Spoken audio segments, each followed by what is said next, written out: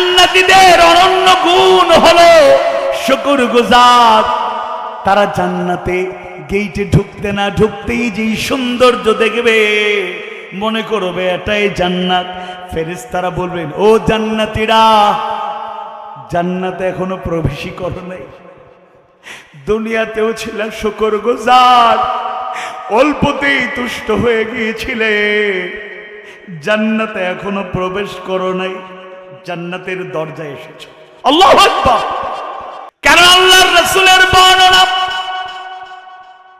এই দুনিয়াটাকে আমরা কত বড় মনে করি, আর আল্লাহর রাসূলের বর্ণনা জান্নাতীদের মধ্যে একেবারে সর্বনিম্ন স্তরের যে জান্নাতি, ওই একজন জান্নাতীর জন্য সীমানা বোঝানোর জন্যই বলা হলো, গুরুত্ব উপলব্ধির জন্যই বলা হলো, এই দুনিয়াটা তোমরা অনেক বড় মনে করো, আল্লাহর কাছে এই দুনিয়াটা মোটেই বড় নয়। এই দুনিয়ার সমপরিমাণ জায়গা জুড়ে একটা দুনিয়া নয়, 10টা দুনিয়ার সমপরিমাণ জায়গা জুড়ে জান্নাতের নাজ নেয়ামতে পরিপূর্ণ, সাজানো গুছানো অতুলনীয় সুখের আর আরামের জায়গা অনন্তকালের জগতে আল্লাহ নিম্ন স্তরের একজন জান্নাতীকে উপহার দেবেন। আল্লাহু আকবার।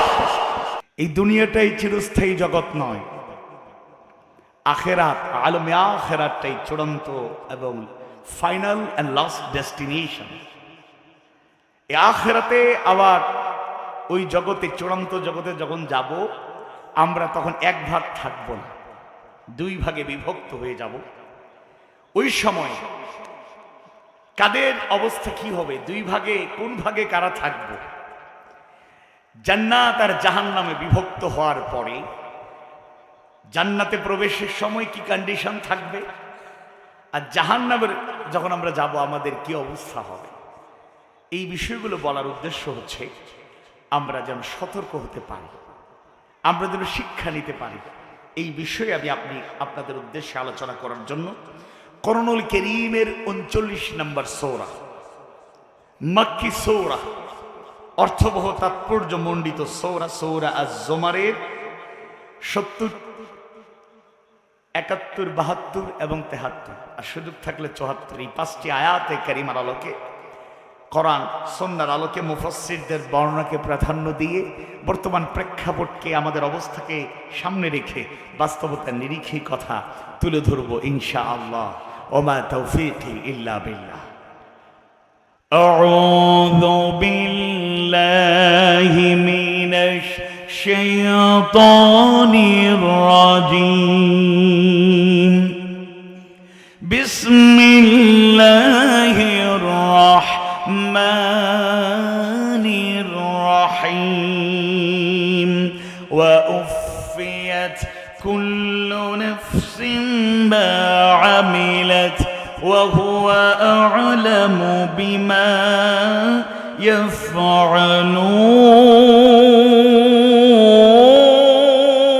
ইয়াফআলুন। আর প্রত্যেককে তার আমলের পূর্ণ প্রতিফল দেয়া হবে, আর প্রত্যেককে তার আমলের পূর্ণ প্রতিফল জাযা দেয়া হবে, এবং তারা যা করে সে সম্পর্কে তিনি সবচেয়ে বেশি জানেন, তিনি অবগত। তিনি কে? আওয়াজ বাড়িয়ে বলুন, কে? যা করছি তার সব কিছু প্রতিফল আমরা পেয়ে যাব। ইমানদার ভাইয়েরা, মুমিন মুমিনা ভাই বোনেরা, যেই জগতে আমরা আছি, দুনিয়ার জগৎ, কারো কারো ধারণা থাকতে পারে নাস্তিকরাই বক্তব্যটা বেশি দেয়, এই দুনিয়াটাই তাদের জন্য প্রথম এবং দুনিয়াটাই তাদের জন্য শেষ জগৎ, নতুন আর কোনো জগৎ নাই।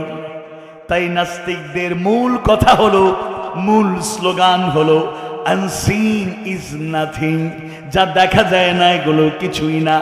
আল্লাহকে দেখি নাই, কেমনে বিশ্বাস করব? রাসূলকে দেখি নাই, কেমনে বিশ্বাস করব? জান্নাত জাহান্নাম দেখি নাই, কেমনে বিশ্বাস করব? আল্লাহকে না দেখে তারা বিশ্বাস না করার কারণে দুনিয়াতেও তারা লাঞ্ছনা আর গঞ্জনার শিকার হবে, আখেরাতে তাদের পরিণতি ভয়াবহ। আল্লাহ তাআলা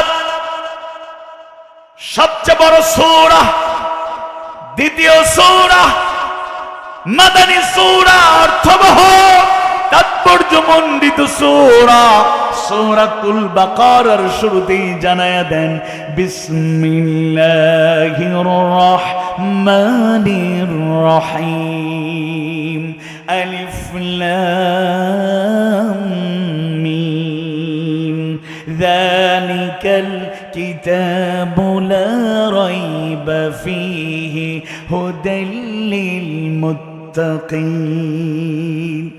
যালিকাল কিতাব, এটা এমন একটা কিতাব, লা রাইবা ফীহি, ভুল ত্রুটি থাকা দূরের কথা, সন্দেহ করার মতো কোনো বিষয় আল্লাহ তাআলা তার কিতাবে নাজিল করেন নাই।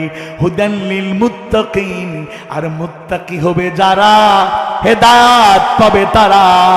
আর মুত্তাকিদের এক নাম্বার গুণ হলো আল্লাযীনা ইউমিনুনা বিল গায়ব, যারা অদৃশ্যের প্রতি ঈমান আনে। আল্লাহকে দেখি নাই, এরপর মুমিন, মুমিনের অন্তরে, জবানে এবং আমলে সুদৃঢ় ঈমান আছে। রাসূলকে সচক্ষে দেখি নাই, কিন্তু ঈমানের কোনো দুর্বলতা নাই। জান্নাত জাহান্নাম দেখি নাই, কিন্তু আল্লাহর কালাম কিতাবুল্লাহর মাধ্যমে যা জানতে পেরেছি, রাসূলের আদর্শের আলোকে যা বুঝতে পেরেছি, মানতে কোনো দ্বিধা নাই। আমরা যেভাবে ঘোষণা দেই, আমানতু বিল্লাহি ওয়া মালাইকাতিহি ওয়া কুতুবিহি ওয়া রুসুলিহি ওয়াল ইয়াউমিল আখিরি ওয়াল কদরি খাইরিহি ওয়া শাররিহি মিনাল্লাহি তাআলা ওয়াল বা'থি বা'দাল মাউত, যেভাবে আমরা 7টা বিষয়ের ঘোষণা করি, অন্তরেও তা লালন করি, জবানেও তা প্রকাশিত হয়, আর আমলেও আমরা পরিণত করব, বলেন ইনশাআল্লাহ।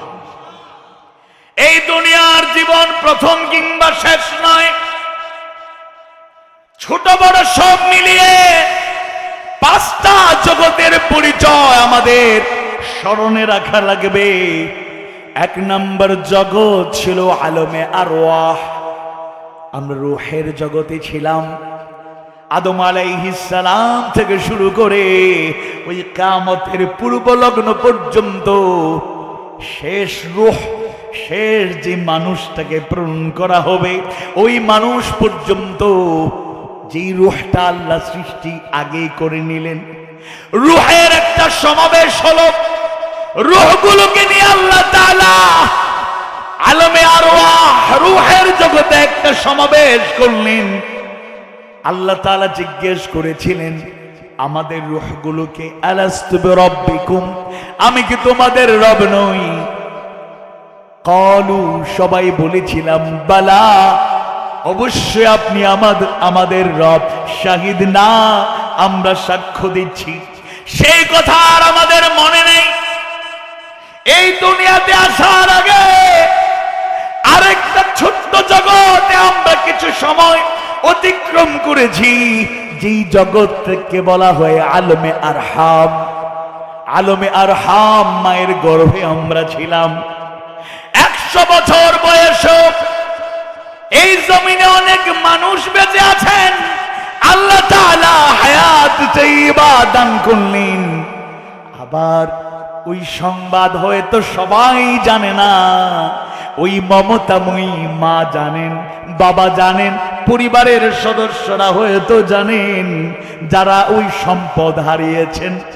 100 বছর বয়সেও বেঁচে থাকতে দেখি আবার অনেক সন্তান এই দুনিয়ার আলো দেখার আগে মায়ের গর্ভ থেকে বিদায় হয়ে যায়।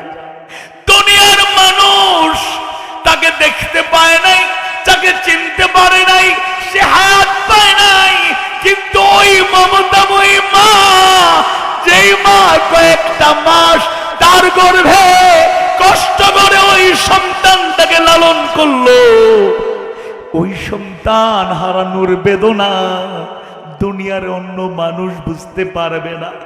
যেই মা কষ্ট করে দিনের পর দিন গর্ভে লালন পালন করেছেন, যেই মা ওই সন্তানটাকে গর্ভে ধারণ করতে গিয়ে রাতের পর রাত ঘুমাতে পারেন না, ওই মমতাময়ী আম্মা জান, ওই মা জানেন মায়ের গর্ভেও সন্তানের অস্তিত্ব ছিল। মায়ের গর্ভে আমাদের যিনি প্রাণ সঞ্চার করলেন, আওয়াজ বাড়িয়ে বলুন তো তিনি কে? আলমে আরওয়াহ থেকে আলমে আরহাম, রূহের জগৎ থেকে মায়ের গর্ভে। আর আমাদের কেমনে শুকরিয়া আদায় করব? লাইন শাকারতুম লাযীদান্নাকুম, যদি বেশি বেশি শুকরিয়া আদায় করি আল্লাহ বাড়ায় দেবেন, কোনো সন্দেহ নাই। আল্লাহ তাআলা দয়া করেছেন বলে, হায়াতে তাইয়্যিবা দান করেছেন বলে আমরা তৃতীয় জগৎ আলমে আজসাম, আলমে দুনিয়ায় এসেছি। এই দুনিয়ার জীবনটা অত্যন্ত গুরুত্বপূর্ণ, তবে এই কথা বাস্তব এবং মহাসত্য। দুনিয়ার জীবনটা বড় মায়াময়, দুনিয়ার জীবনটা বড় আকর্ষণীয়। যত বড় ওলি আল্লাহ হন না কেন, যত বড় আলেমে দ্বীন হন না কেন, মুফাসসির কোরআন হন না কেন, মুহাদ্দিস মুফতি হন না কেন, ইমাম খতিব আলেম যে পর্যায়ে লোক না হই না কেন, কোন মুসলমান আমি হই না কেন, আখিরাত মৃত্যুর মাধ্যমে ওই জগৎ চূড়ান্ত জগতে যাব ঠিক, কিন্তু দুনিয়া এত মায়ার জায়গা। বাবাকে ছেড়ে, মাকে ছেড়ে, সন্তান সন্ততিকুল ছেড়ে, স্ত্রীকে ছেড়ে, আর প্রিয়তমা স্ত্রী তার প্রাণের চেয়ে প্রিয় স্বামীকে ছেড়ে, ভাই তার ভাইকে ছেড়ে, বোন তার বোনকে ছেড়ে, এক বন্ধু আর এক বন্ধুকে ছেড়ে এই দুনিয়ার মায়াময় এই জায়গা ছেড়ে যেতে মন চায় না। এই দুনিয়ায় থাকতে বড় ইচ্ছে হয়, কিন্তু দুনিয়ার এই স্টেশন, দুনিয়ার এই জায়গাটা স্থায়ী জায়গা নয়, বরং মাঝামাঝি টার্নিং পয়েন্ট, আবার গোল্ডেন একটা গুরুত্বপূর্ণ মুহূর্ত। এই দুনিয়ার জীবনে হায়াত আর মওত এর মাঝখানে পার্থক্য তৈরিকারী কতদিন বাঁচব, কতদিন বাঁচব না, মৃত্যুর মাধ্যমে তার মানদণ্ড আল্লাহ তাআলা নির্ধারণ করে দিলেন। 3 নাম্বার জগৎ হলো আলমে আজসাম, আলমে দুনিয়া।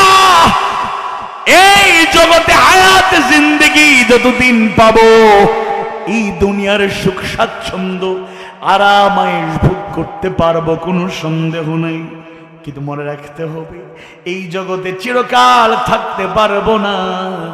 কুল্লু নাফসিন যায়িকাতুল মাউত, প্রত্যেকটা নফসকেই, প্রত্যেকটা আত্মাকে মৃত্যুর স্বাদ আস্বাদন করা লাগবে।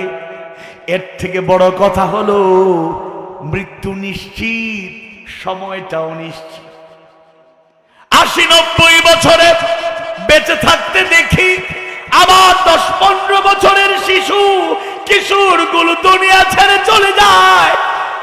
60-65 বছরে বেঁচে থাকতে দেখি আবার 25-30-35 বছরের টকবকে যুবকের বিদায় মেনে নেওয়া যায় না। বাবা স্বপ্ন দেখে আর বলতো, বাবারে আলেমে দিন বানানোর চেষ্টা করেছি, দিন শিক্ষা দেওয়ার চেষ্টা করেছি, তোমার বাবা যেদিন থাকবো না চলে যাব, ইমামকে দায়িত্ব দিও না, কোন আলেমকে দায়িত্ব দিও না, আমি আমার হৃদয় জুড়ে যাবে, প্রশান্তি পেয়ে যাব যদি আমার জানাজার নামাজটা আমার কলিজার টুকরো ছেলে পড়ায়। সেই ছেলেটা বাবাকে রেখে চলে গেল। বাবা কফিনটা কাঁধে নেয় আর কাঁদতে কাঁদতে বেহুশ হয়ে যায়, স্বাভাবিক থাকতে পারে না।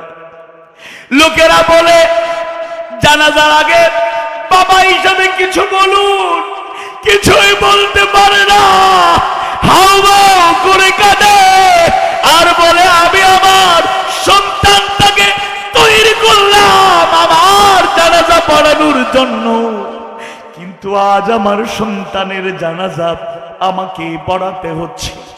এই দুনিয়ার জীবন স্থায়ী জগৎ নয়, মৃত্যু নিশ্চিত, কিন্তু সময়টা বড় অনিশ্চিত। এই দুনিয়ার জীবনটা এ কারণেই গুরুত্বপূর্ণ। সূরা মুলকের দ্বিতীয় আয়াত কারিমায় আল্লাহ সুবহানাহু ওয়া তাআলা জানায়া দেন, আল্লাযী খালাকাল মাউতা ওয়াল হায়াতা লিয়াবলুয়াকুম আইয়ুকুম আহসানু আমালা। মৃত্যু আর জীবনের বাগডোর আল্লাহ তাআলা এমনি এমনি সৃষ্টি করেন নাই। হায়াতে জিন্দেগি যা দান করলেন, এই মাঝখানে পরীক্ষা করে দেখতে চান কার আমলের দিক থেকে শ্রেষ্ঠ। কার ডাক কখন আসবে জানি না,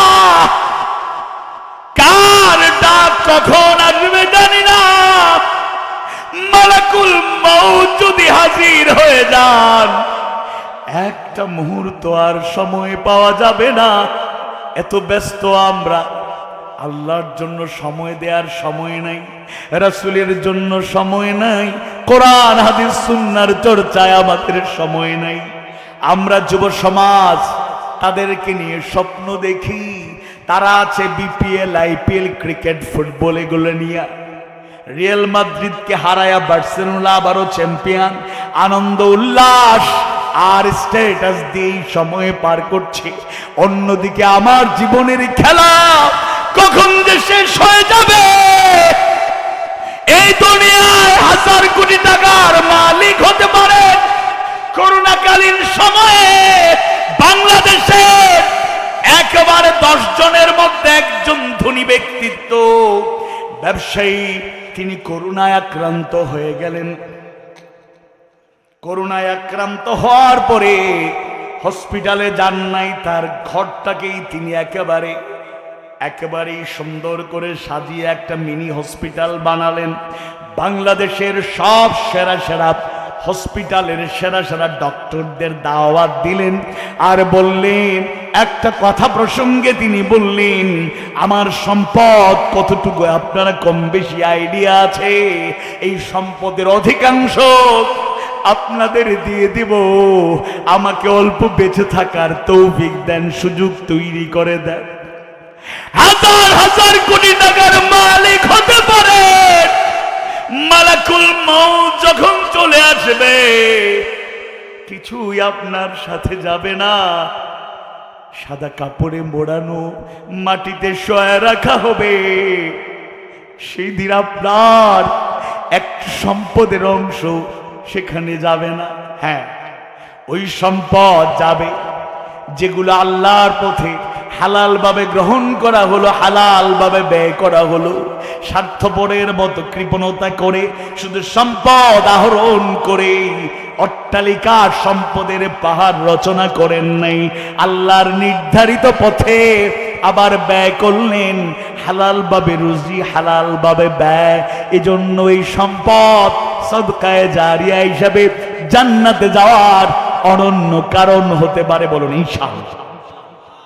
এই দুনিয়ার জীবন শেষ হয়ে যাবে, মৃত্যুর মাধ্যমে আমরা আবার চতুর্থ জগতে যাব।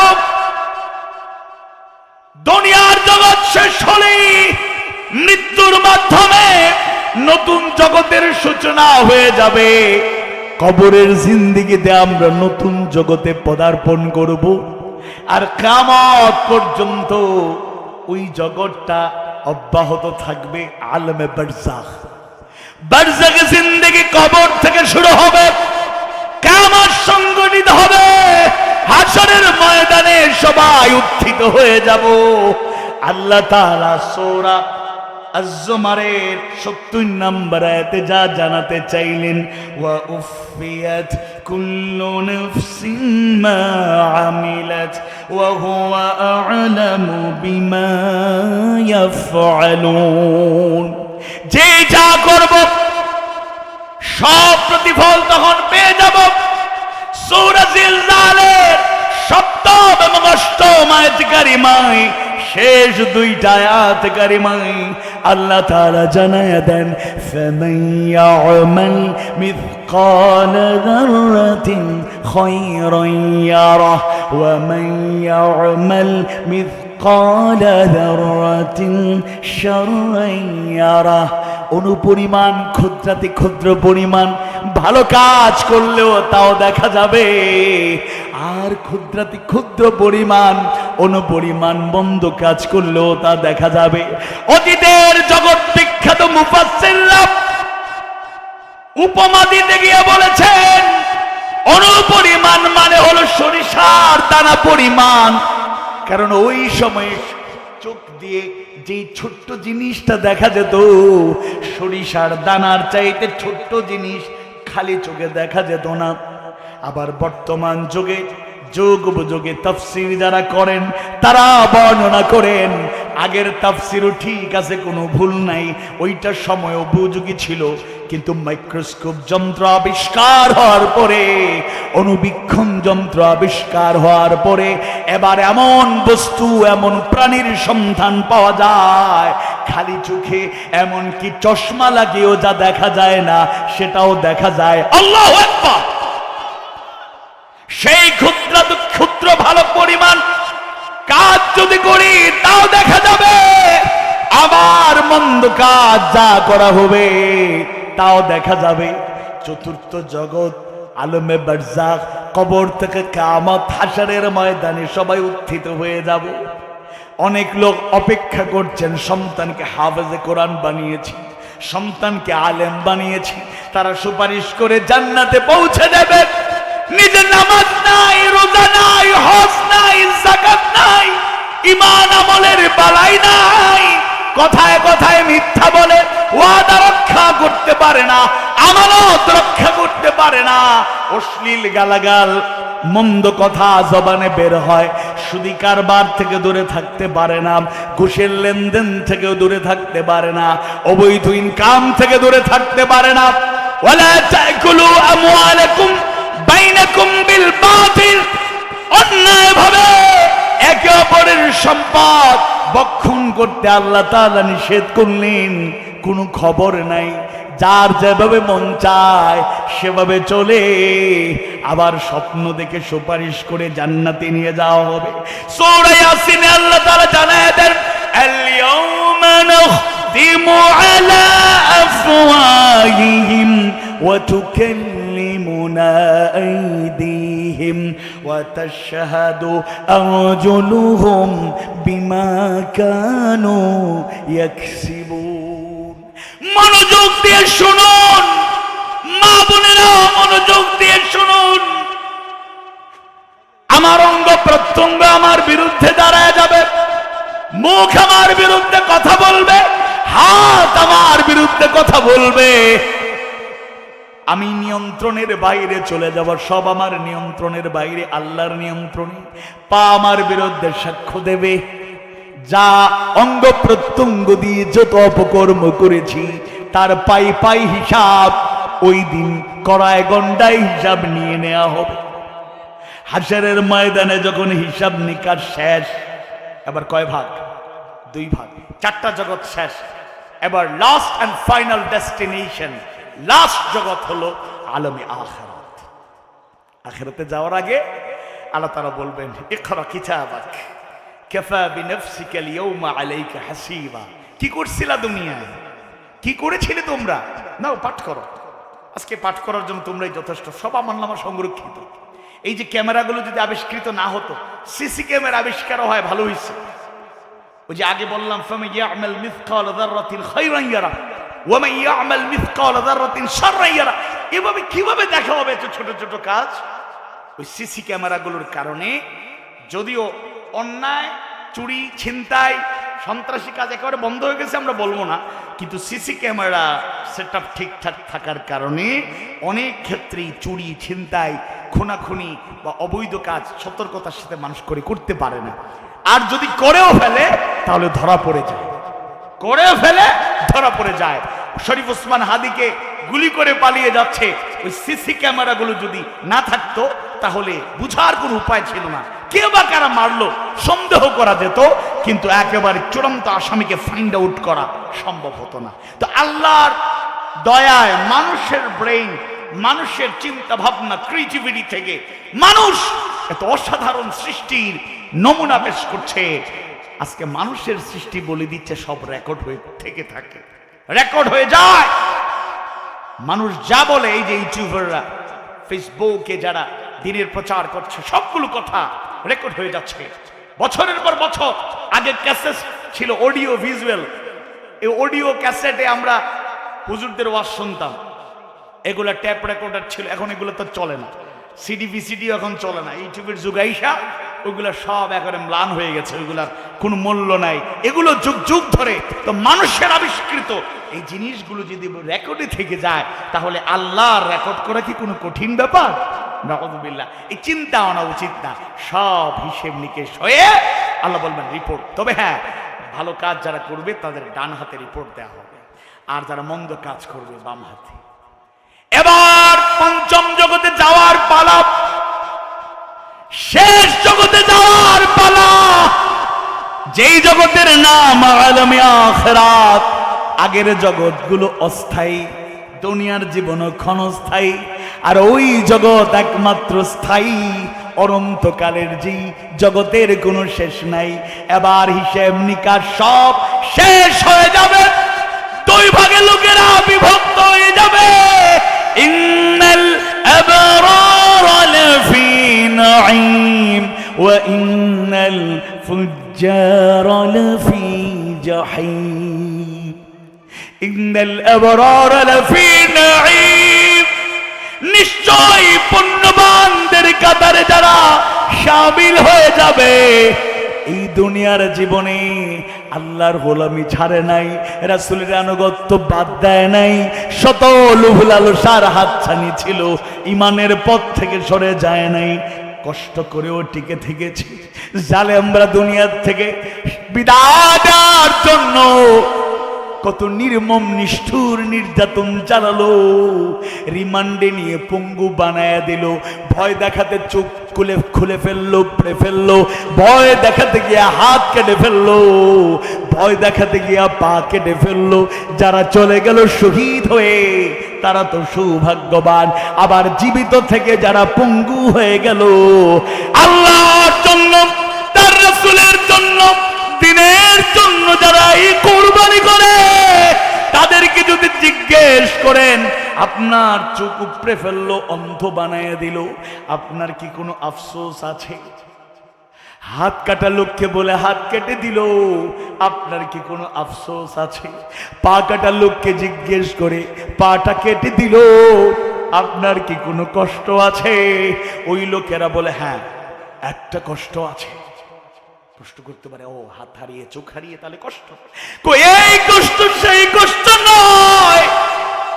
আল্লাহর জন্য, তার রাসূলের জন্য, দিনের জন্য চোখ হারিয়েছি, দিনের জন্য হাত হারিয়েছি, হক পথে থাকতে গিয়ে পা হারিয়েছি, বছরের পর বছর বিনা অপরাধে জেলখানায় জীবন কেটে গিয়েছে। আফসোস এই কারণ নয়, আফসোস হলো ওই কারণে আমার চোখের সামনে আল্লাহর গোলামদের দেখেছি, তারা আল্লাহর জন্য জীবন দিয়ে শহীদ হয়ে গেল। আমি এখনো আমার জীবনটা আল্লাহর জন্য দিতে পারি নাই। আল্লাহু আকবার।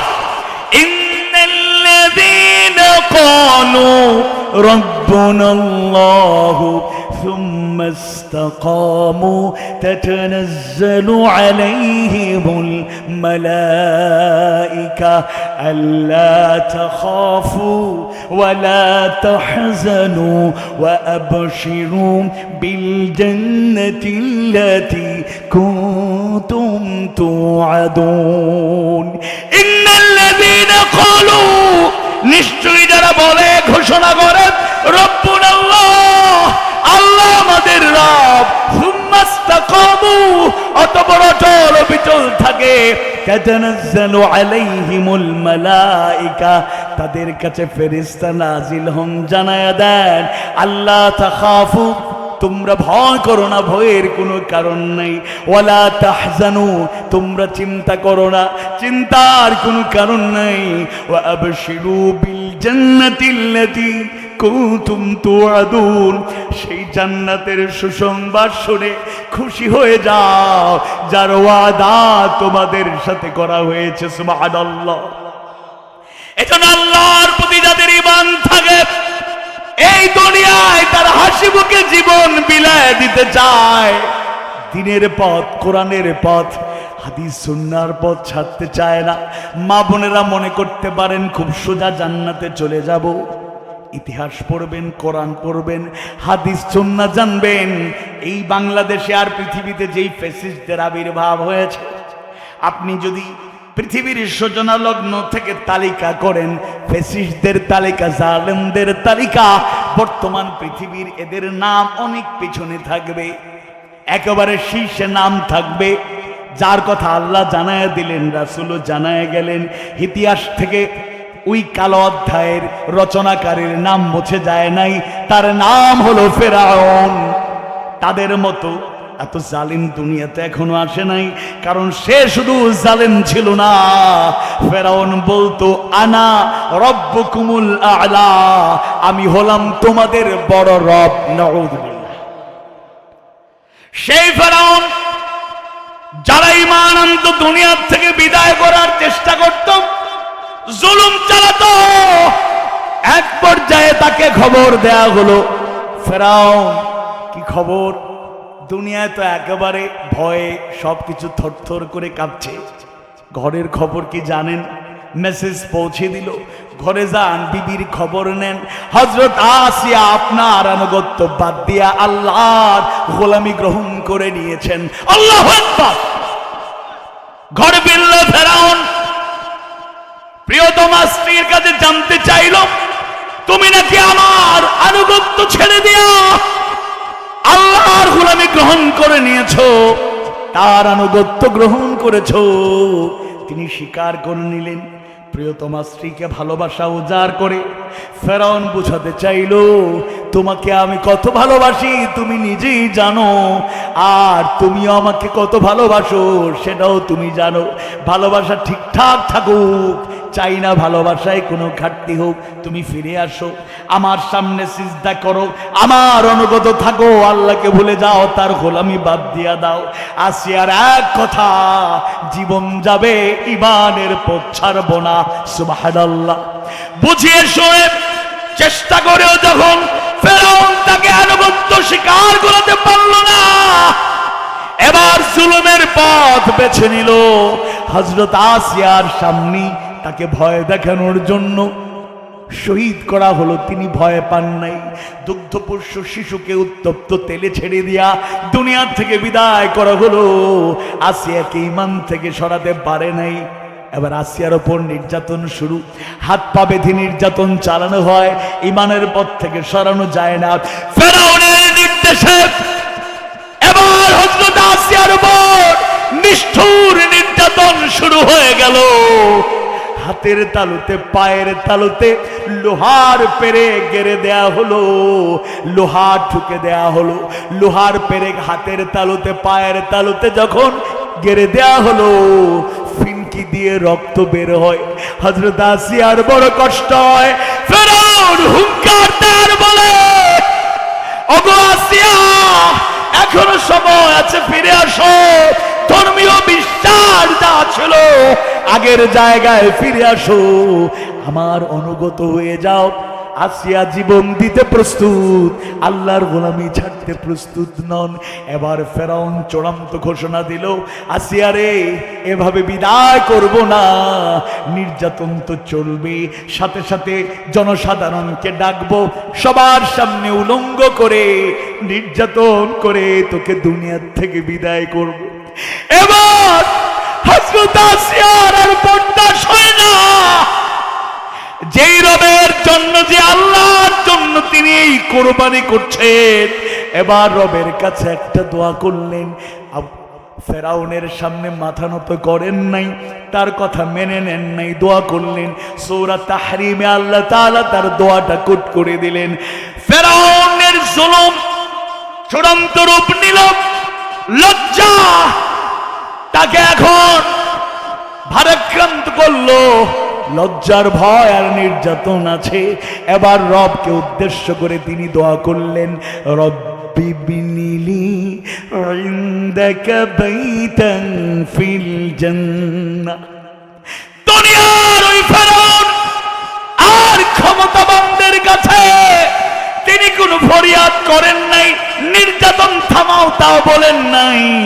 রবের কাছে ফরিয়াদ করলেন, রব্বি বিনিলি, হে আমার রব, ওগো আমার প্রতিপালক, ইনদাকা আপনার নিকটে, বাইতান একটা ঘর বানায়া দিন, ফিল জান্নাহ জান্নাতের মধ্যে। ওগো আল্লাহ, ওগো আমার রব, আপনার নিকটে জান্নাতে আমার জন্য একটা ঘর বানায়। কেমন করে আল্লাহর সাথে প্রেম বাড়াতে হয়, আল্লাহর প্রিয় বান্দা বান্দি হয়ে যেতে হয়, দোয়ার মধ্যে তার বাক্যের শব্দের চয়নগুলো মুমিনদের বুঝতে হবে।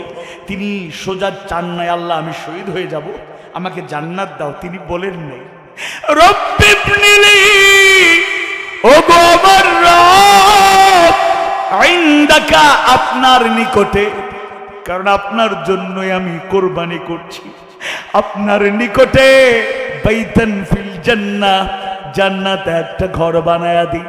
আল্লাহর কাছে দোয়াটা কবুল হয়ে গেল।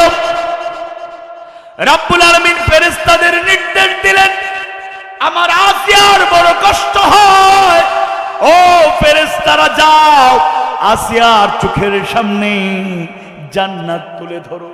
জান্নাতের যে ঘর সে চেয়েছে, জান্নাতে সাজানো সেই সুন্দর ঘরটা তার চোখের সামনে তুলে ধরো। ফেরেশতারা তার চোখের সামনে জান্নাত তুলে ধরলেন, জান্নাতে সাজানো ঘরটা তুলে ধরলেন। ফেরাউন আর তার নির্দেশে জালেমরা তাকে নির্যাতন চালায় দুনিয়ার থেকে বিদায় করার জন্য। এবার হযরত আসিয়া আর কাঁদেন না, মুচকি মুচকি হাসেন, তাকায়া মুচকি মুচকি হাসেন।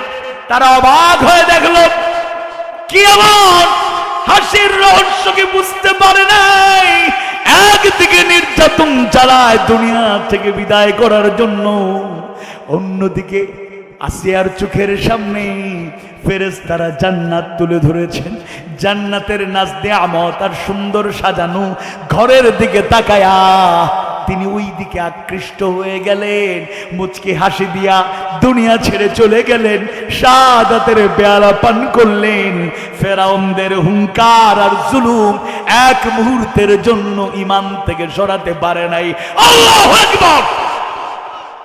আমাকে দাও সেই ঈমান, আল্লাহ মেহেরবান, যে ঈমান ফাঁসির মঞ্চে অসংকোচে গায়ে জীবনের গান। সবাই পড়ুন আমিন। ইন্নাল আবরারা লাফি নাঈম,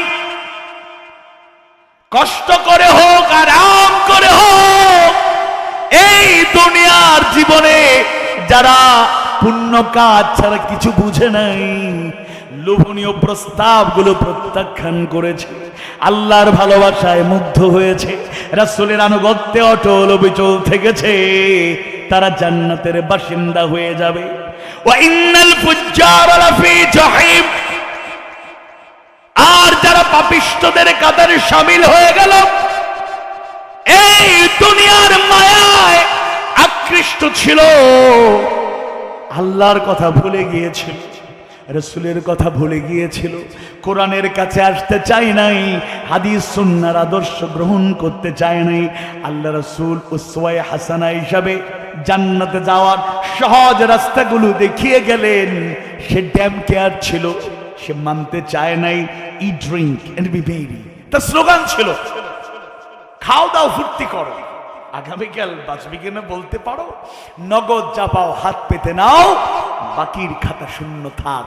ওই বাকিতে ফাঁকি এরকম স্লোগান যারা দিল, এবার তারা জাহান্নামে প্রবেশ করবে। তাদের পরিস্থিতি কি হবে দেখুন, ৭১ আর ৭২ নম্বর আল্লাহ জানিয়ে দিচ্ছেন, ওয়াসিকাল্লাযীনা কাফারু ইলা জাহান্নামা যুমারা حتى إذا جاءوها وفتحت أبوابها وقال لهم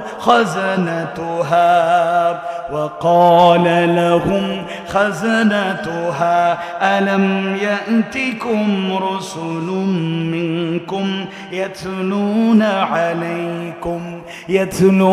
عليكم آيات ربكم وينذرونكم لقاء يومكم هذا قالوا بلى ولكن حقت كلمة العذاب على الكافرين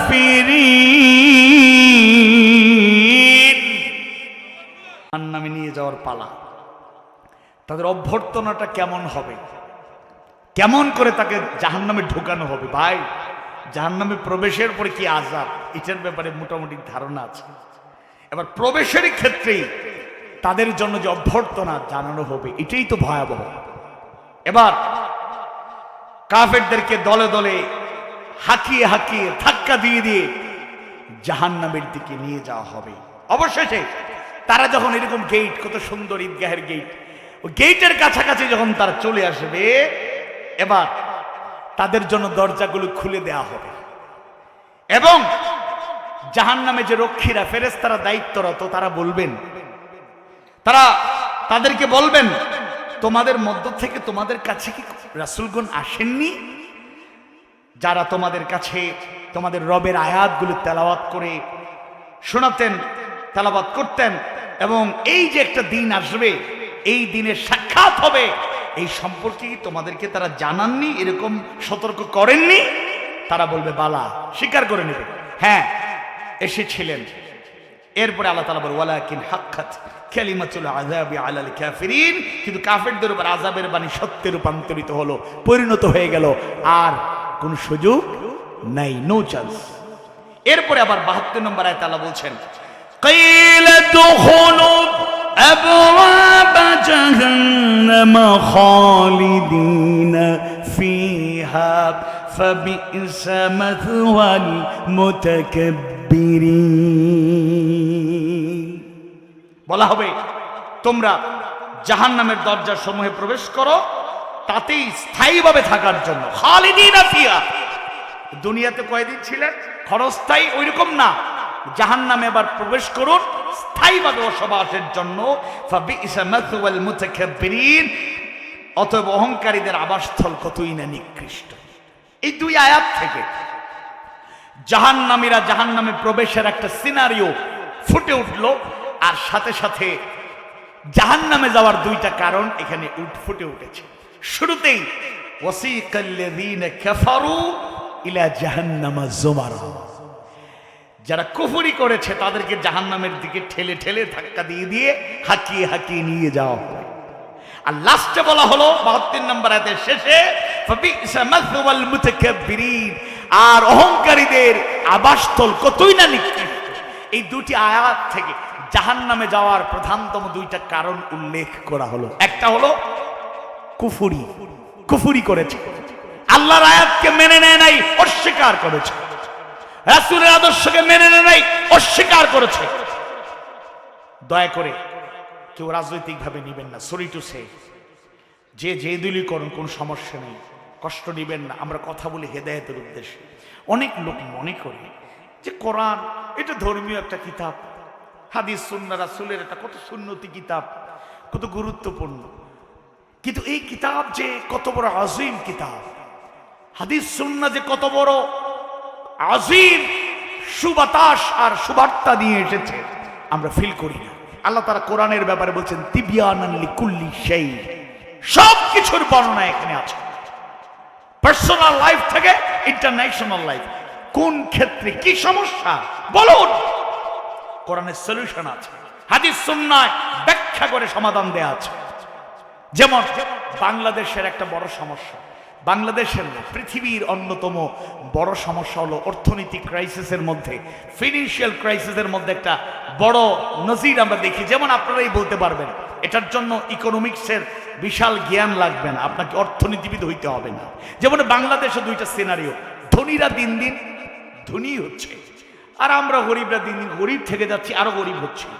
এটাকে একটা আদর্শের অনুসরণ অনুকরণে, এই অর্থনৈতিক মতবাদের কারণে আমাদের এই কন্ডিশন। ক্যাপিটালিজম, পুঁজিবাদী অর্থনীতি, দুনিয়াতেও পুঁজিবাদী অর্থ ব্যবস্থা বৈষম্য তৈরি করেছে। জুলাইয়ের আন্দোলনের মূল স্লোগান ছিল উই ওয়ান্ট জাস্টিস। জীবনের প্রতিটা ক্ষেত্রে বৈষম্য চলছে। আমাদের দেশেও দেখুন একেবারে দাগন হইয়া, এমনকি দক্ষিণ ধর্মপুরে আপনার নিজের গ্রামে কাউকে আমরা বড় করছি, কাউকে ছোট করছি না। আল্লাহর রাস্তায় ভুল বুঝবেন না, ধনীরা ধনী ঠিকই হচ্ছেন, গরিবরা আমরা গরিব থেকে যাচ্ছি। হাজারে একজন হঠাৎ করে আল্লাহ যদি দয়া করেন তাইলে মোটামুটি আল্লাহ এগিয়ে নিচ্ছেন, কিন্তু স্বাভাবিক অর্থনৈতিক কাঠামো সিস্টেমটাই হলো এমন, গরিবকে বড় হওয়ার সুযোগ দেয়া হয় না। দারিদ্রতার কষাঘাতে আমরা নিষ্পেষিত হচ্ছি। অথচ কোরআনকে যদি ফলো করতাম, শুধু স্মরণ করে ইঙ্গিত করে দিয়ে যাই দুইটা বিষয়, ও আতুজ যাকাত, আর তোমরা যাকাত আদায় করো। যাকাত ভিত্তিক অর্থনীতিটা যদি সমাজে, রাষ্ট্রে ভাই বাদ দেন, এই দক্ষিণ ধর্মপুরে একটা গ্রামেই যদি পরিকল্পিত শুধু যাকাত ভিত্তিক অর্থনীতির চর্চা শুরু হয়, আমি আপনাদেরকে আমার বক্তব্য না, বাংলাদেশে ইসলামী ব্যাংকিং এ যারা কাজ করে এবং জেনারেল ইকোনমিক্সের ব্যাপারে যাদের ধারণা আছে, আমিও পলিটিক্যাল সায়েন্সের স্টুডেন্ট ছিলাম, আবার নন মেজর হিসেবে ইকোনমিক্সও পড়েছি, টুকটাক এত নলেজ নাই।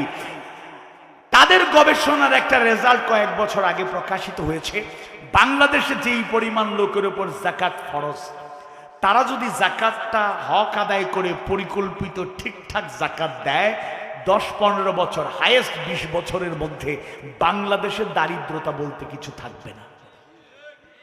কোরআন শিখায় দেওয়া ফি আমওয়ালিহিম হাক্কুন লিস-সাইলি ওয়াল মাহরুম। ধনী যারা, সম্পদ যারা, কোরআন জানায় দেয়, আল্লাহ জানায় দেন, এই সম্পদ আপনার একার না, আপনার সম্পদে গরিব, মিসকিন, অসহায়দের হক, রাইটস আছে। আপনি শীত আসলে শীত বস্ত্র দিয়ে মনে করবেন না দানশীল। বন্যা আসলে সিলেটে 22 সালে 122 বছরের ইতিহাসে সবচেয়ে ভয়াবহ বন্যা, এবং সিলেট অঞ্চলের মানুষেরা ক্ষতিগ্রস্ত হয়েছে। ফেনী থেকে হাজারো লোক বিভিন্ন টাইমে পাশে দাঁড়িয়েছেন, শুকরান জাযাকুমুল্লাহ। এই যে আপনি দান করছেন, এটা দয়া দাক্ষিণ্য নয়, একজন অসহায় মানুষের, একজন গরিব মানুষের হক উচিত ছিল door to door, man to man, person to person খবর নিয়ে আপনি তার সমাধান করা। কিন্তু আপনি তা হাত পাতলে আবার তাকে ছোট করছেন, অপমান করছেন, রাষ্ট্রীয়ভাবে তাদের পৃষ্ঠপোষকতা নাই। এজন্য কোরআন যে সলিউশন দিয়েছে, রাসূল উসওয়া হাসানা হিসাবে যে আদর্শ রেখে গিয়েছেন, অর্থনীতিতে যদি ওই দুইটা অংশ শুধু আপনারা নিজেরা একটু স্টাডি করে দেখবেন, ওয়াতুজ যাকাত, এই যাকাত ভিত্তিক অর্থনীতিকে যদি চর্চা করা হয়, আর ওই আয়াতটা ধনীরা শুধু মাথায় রাখে, ওয়াফি আমওয়ালিহিম হাক্কুন লিস-সাইলি ওয়াল মাহরুম, বা এই রাষ্ট্র অনেক বড় ব্যাপার। এই গ্রামের লোকেরা যদি, ধনী যারা, যাকাত যাদের উপর ফরজ, সম্পদশালী যারা, তারা যদি গোপনে গোপনে লজ্জা না দিয়ে একটা তালিকা প্রণয়ন করে যে আমরা 10 জন মিলে 100টা পরিবারের একবারে দারিদ্রতা 10 বছরে শেষ করে দেব, সম্ভব, অবাস্তব না। আবার কেউ কেউ আলহামদুলিল্লাহ আখিরাতমুখী আলোচনা অন্যদিকে যেতে চাই নাই বেশি। কেউ কেউ এরকম বলে, না আমরা ওই হুজুর চালায় যান, কোরআন হাদিসের একবারে জমিনের নিচে আর আসমানের উপরে যা আছে এগুলো বলে যান, রাজনীতি ফাজনীতি নিয়ে কথা বললেন না। আপনি হয় মূর্খ, দুনিয়ার সব জ্ঞান জানেন, আবু জাহেলের মতো কোরআন জানেন না, আর নতুবা আপনি মতলববাজ, আপনি জানেন কিন্তু সত্যটা প্রকাশ করতে চান না, কারণ ওই সত্য প্রকাশিত হলে আপনার সাপোর্টার মহল আপনাকে আর গ্রহণ করে নেবে না। রাজনীতি কোরআনে নাই মানে কি? আপনি তো নেতা, বহুত বড় নেতা। নেতা কারে কয়? A leader is he who knows the way, goes the way and shows the way. আলিম উলামারা তো আবার পাত্তাই দেন না। আবার অনেকে কইছে হুজুর আপনারা এখন দেখা যাক কি হয়, এখন আলামত ভালো। আমি অন্যদিকে বলতে চাই না, কোরআন, আল্লাহর রাসূল রাষ্ট্রপ্রধান ছিলেন, এই কথা কি অস্বীকার করা যাবে? আর অস্বীকার করলে ইমাম থাকবে? যুদ্ধের ময়দানে রাসূল সেনাপতির দায়িত্ব পালন করেছেন, এটা কি অস্বীকার করা যাবে? মিষ্টি খাওয়া সুন্নত, কদু খাওয়া সুন্নত, মাশাআল্লাহ। আবার যুদ্ধের সেনাপতির দায়িত্ব পালন করা সুন্নত, কয় নাউযুবিল্লাহ। রাষ্ট্রপ্রধান হয়ে মদিনাতুল মুনাওয়ারায় আল হুকুমাতুল ইসলামিয়া, ইসলামিক স্টেট কায়েম করে, ইসলামিক সোসাইটি বিনির্মাণ করে, প্রধান হয়ে দায়িত্ব পালন করে দুনিয়াবাসীকে রাসূল দেখিয়েছেন আমার নীতিতে, আল্লাহর বিধানের আলোকে চললে সমাজ রাষ্ট্রে কোন জায়গায় বৈষম্য থাকবে না, নিরাপত্তাহীনতা থাকবে না, মানুষের দুঃখ কষ্ট থাকবে না। দুঃসংবাদের পরে সুসংবাদ, জাহান্নামীদেরকে কষ্ট দেয়া হবে, হাকিয়ে হাকিয়ে ধাক্কা দিয়ে দিয়ে টেনে হেসড়ে জাহান্নামে নিয়ে যাওয়া হবে। সময় কম তাই সব আয়াত কোট করতে পারি নাই। আয়াতে কারিমাগুলোতে হাদিসের বর্ণনায় এমন বর্ণনা আছে তারা জাহান্নামে প্রবেশ করতে চাইবে না, তাদেরকে গলায় শিকল পরিয়ে গলায় বেরি লাগিয়া টেনে হেসড়ে তাকে জাহান্নামের দিকে নিয়ে যাওয়া হবে। এবার সর্বশেষ সুসংবাদ, সূরা জুমারের ৭৩ নম্বর আয়াত কারিমায় এবার জান্নাতীরা কিভাবে জান্নাতে প্রবেশ করবে আল্লাহ তাআলা জানায় দেন। ওয়াসিকাল্লাযীনা তাকাউ ربهم إلى الجنة زمرا حتى إذا جاءوها وفتحت أبوابها وقال لهم خزنتها سلام عليكم طبتم سلام عليكم طبتم فادخلوها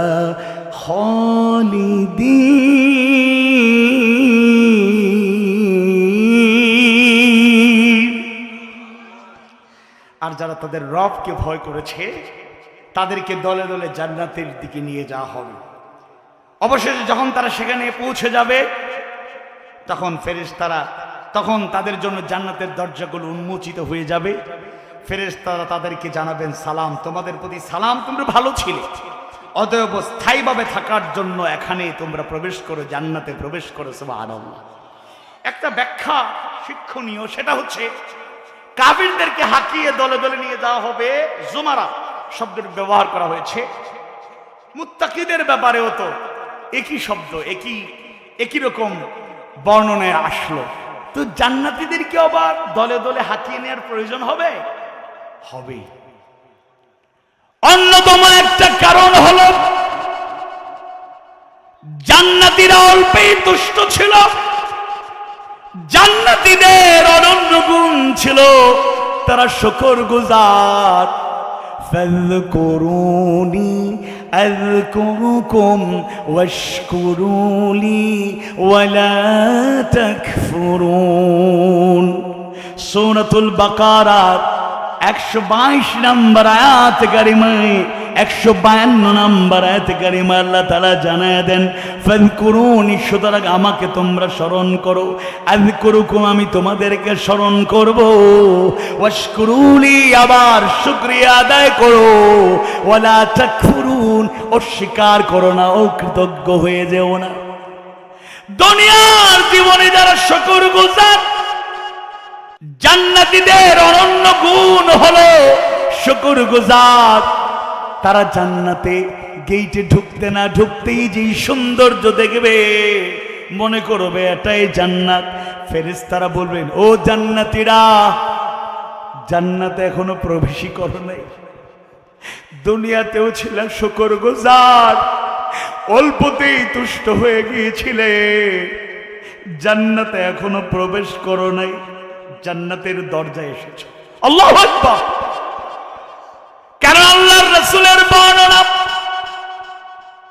এই দুনিয়াটাকে আমরা কত বড় মনে করি, আর আল্লাহর রাসূলের বর্ণনা জান্নাতীদের মধ্যে একেবারে সর্বনিম্ন স্তরের যেই জান্নাতি, ওই একজন জান্নাতীর জন্য সীমানা বোঝানোর জন্যই বলা হলো, গুরুত্ব উপলব্ধির জন্যই বলা হলো, এই দুনিয়াটা তোমরা অনেক মনে করো, আল্লাহর কাছে এই দুনিয়াটা মোটেই বড় নয়।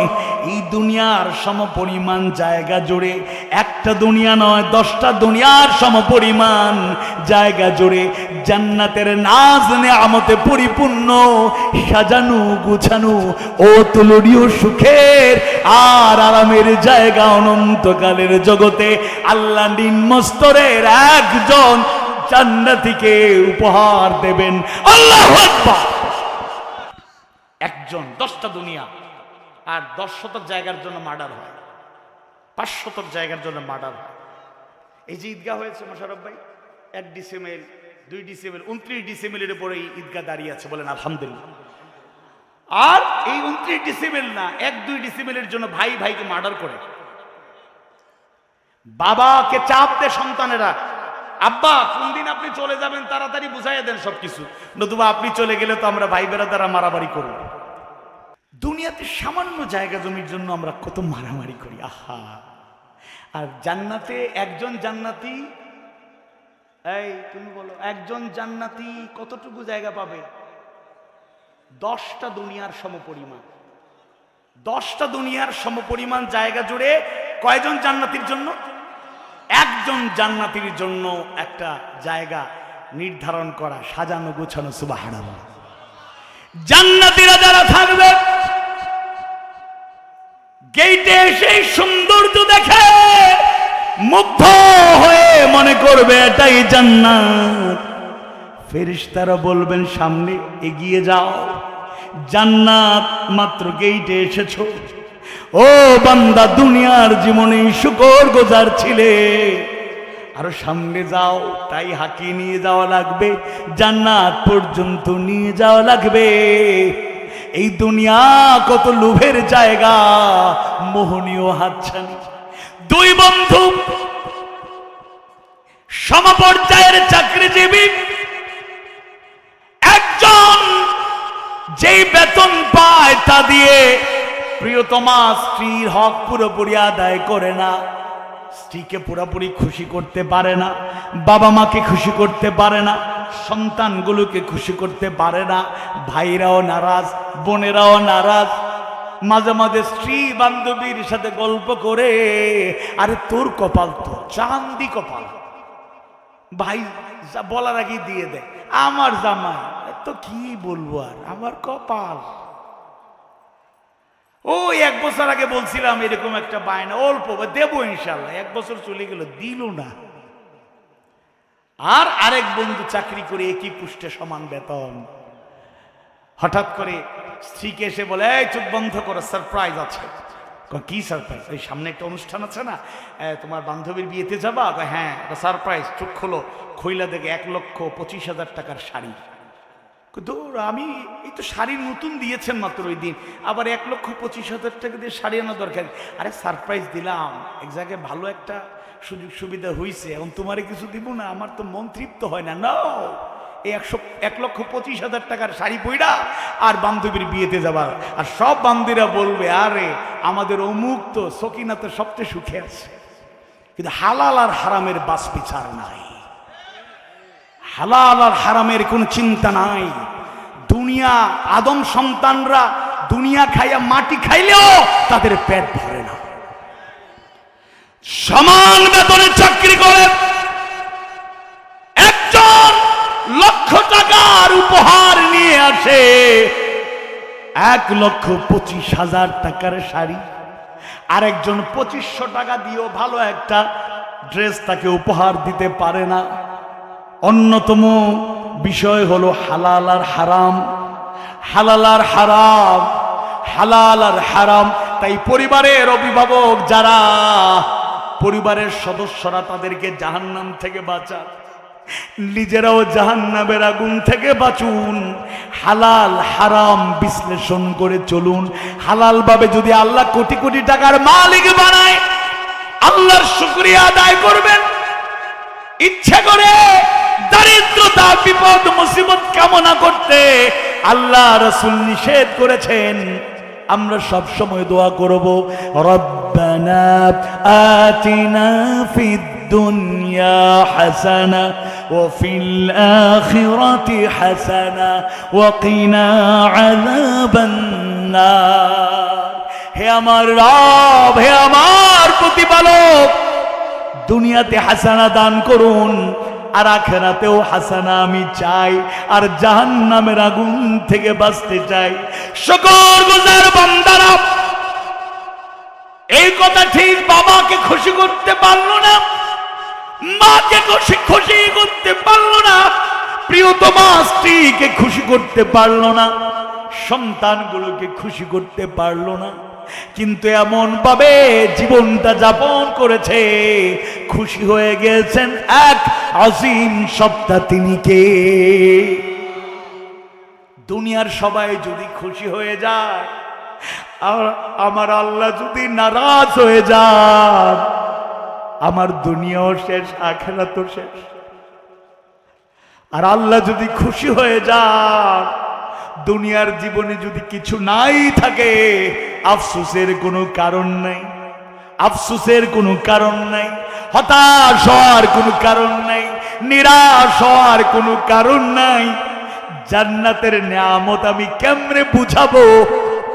এমন এমন নিয়ামত আল্লাহ তৈরি করেছেন যেগুলো আপনি কল্পনাও করেন নাই, কোনোদিন চোখেও দেখেন নাই, এগুলার বর্ণনা কোনোদিন আপনার কান শোনে নাই। সুবহানাল্লাহ। জান্নাতীদের ব্যাপারে সূরা জুমারের ৭৪ নম্বর আয়াতে কারিমা আল্লাহ তাআলা বললেন, জান্নাতীরা সালাম পাবে, সেলিব্রেশন, অভ্যর্থনা পেয়ে যাবে জান্নাতের গেইটে। এবার তারা শুকরগুজার, সালামের জবাবে, অভ্যর্থনার জবাবে জান্নাতীরা বলবে ওয়াকালু, আর তারা বলবে ওয়াকালুল হামদুলিল্লাহিল্লাযী সাদাকানা ওয়া'দাহু ওয়া আওরাথানাল আরদা নাতাবাওয়াউ মিনাল জান্নাতি হাইথু নাশা فنعم أجر العاملين।